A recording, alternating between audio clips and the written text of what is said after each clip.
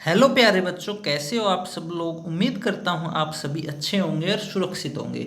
बच्चों, आज हम करने वाले हैं 26 जुलाई की कक्षा 8 की गणित विषय की वर्कशीट नंबर 4। ठीक है, तो चलिए शुरू करते हैं। अब इसमें क्या दिया गया है, ज्यामितीय संरचनाओं का परिचय भाग नंबर 2। ठीक है, तो इसमें एक बार देख लेते, त्रिभुज के प्रकार देख लेते हैं। भुजाओं के आधार पर त्रिभुज होते हैं बच्चों समबाहु त्रिभुज। समबाहु यानी सभी भुजाएं जिसकी बराबर होती हैं वो होता है बच्चों समबाहु त्रिभुज।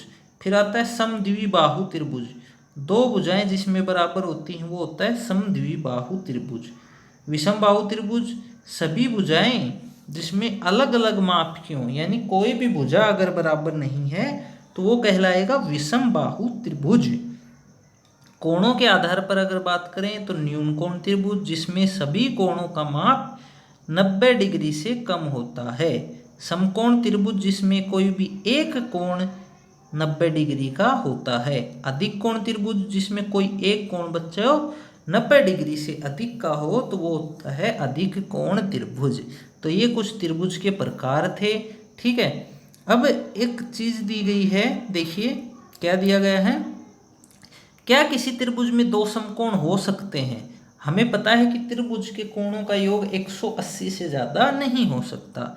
अगर दो समकोण हो गए तो 90 और 90 180 तो पहले ही हो जाएगा, तो तीसरा कोण कैसे होगा। तो इसलिए इसका क्या आंसर आएगा, नहीं हो सकते।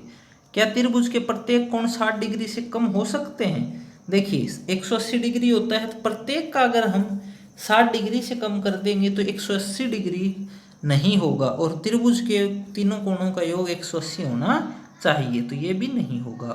क्या किसी त्रिभुज में दो अधिक कोण हो सकते हैं। दो अधिक कोण का मतलब है बच्चे दो कोण 90 डिग्री से अधिक के, तो ये भी पॉसिबल नहीं है।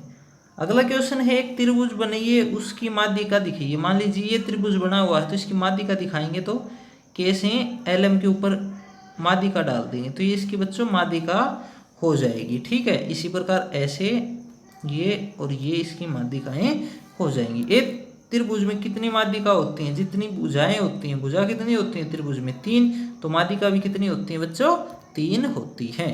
ठीक है, तो ये इतना ही था। ठीक है, फिर आगे दिया गया है बच्चों कि एक त्रिभुज का नाम, एक हम त्रिभुज का नाम अपने अनुसार, उदाहरण के लिए इस त्रिभुज का नाम KLM रखते हैं। KLM प्रतीकात्मक रूप में त्रिभुजों कैसे दर्शाते हैं। त्रिभुज KLM या फिर LMK, LMK, MKL, MKL, MLK, MLK, मतलब कुछ भी लिख सकते हैं हम। ठीक है, ये सभी समान होंगे। ठीक है, अब दिया गया है एक ये त्रिभुज दिया गया है, सॉरी चतुर्भुज दिया गया है। चतुर्भुज का नाम लिखिए।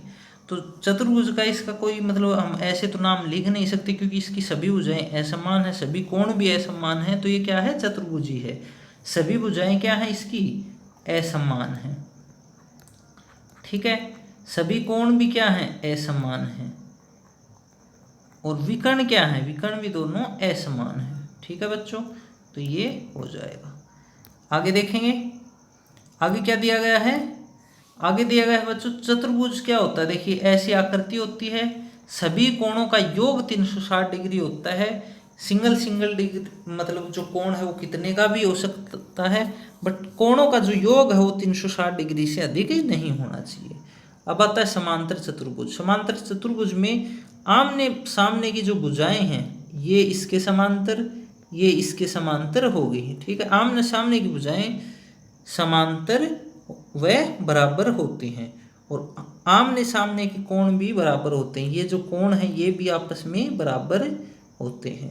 वर्ग क्या होता है, आमने सामने की भुजाएं समांतर होती हैं और भुजाएं आपस में बराबर भी होते हैं। प्रत्येक कोण जो है वो 90 डिग्री का होता है। आयत में क्या होता है, आमने सामने की भुजाएं बराबर होती है और प्रत्येक कोण 90 डिग्री का होता है। जो वर्ग होता है बच्चों इसमें सभी भुजाएं समान होती हैं। ठीक है, अब देखिए क्वेश्चन दिए गए हैं, समचतुर्भुज, समलंब चतुर्भुज तथा पतंग की आकृति बनाइए और माप कीजिए। ठीक है, अब इसमें समचतुर्भुज बनाना। समचतुर्भुज की बात करें जिसमें सभी भुजाएं बराबर होती हैं। ठीक है, जैसे ये वर्ग है ये भी एक समचतुर्भुज है।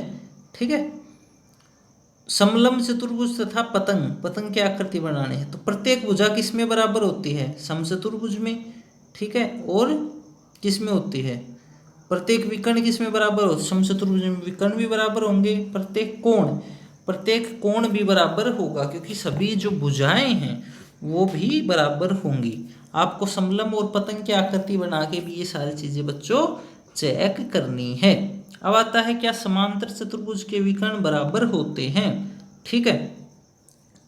तो ये जो समांतर चतुर्भुज है बच्चों, इसके विकर्ण भी क्या होंगे? बराबर होंगे। तो ये आपकी वर्कशीट थी। जहाँ पे भी आपको समझ में नहीं आए बच्चों, वहाँ पे वीडियो को पॉज करके देख सकते हैं, ठीक है। बाकी मिलेंगे इसी प्रकार की एक और वीडियो में। तब तक बच्चों घर पे रहें, सुरक्षित रहें, खुश रहें और मुस्कुराते रहें।